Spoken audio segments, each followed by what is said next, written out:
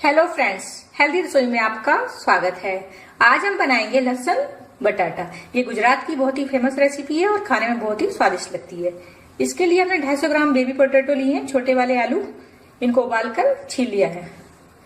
5 लाल मिर्च आधा घंटा पानी में भिगोया, उसके बाद निकाल लिया और इनको इस तरह से तोड़ लिया है। तोड़कर इनके बीज निकाल लिए हैं।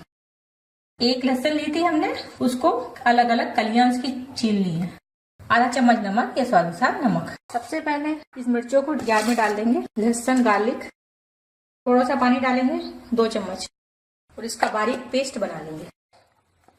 इसे हमने पीस लिया है और अभी आलू में डाल लेंगे। जितना तीखा आप पसंद करते हैं, मिर्ची आप अपने टेस्ट के अनुसार इसमें कम या ज्यादा ले सकते हैं। और ये नमक है, ये भी डाल देंगे। अच्छे से मिक्स कर देंगे।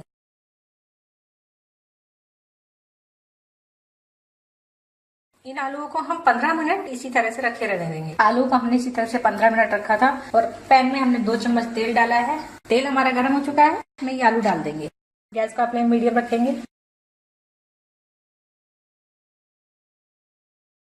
4 से 5 मिनट इन्हें इसी तरह से क्रिस्पी होने देंगे। लहसुन बटाटा बन करके तैयार है। इसको मैं 4 से 5 मिनट अच्छे से धीमी गैस पर इस तरह से पका लिया है।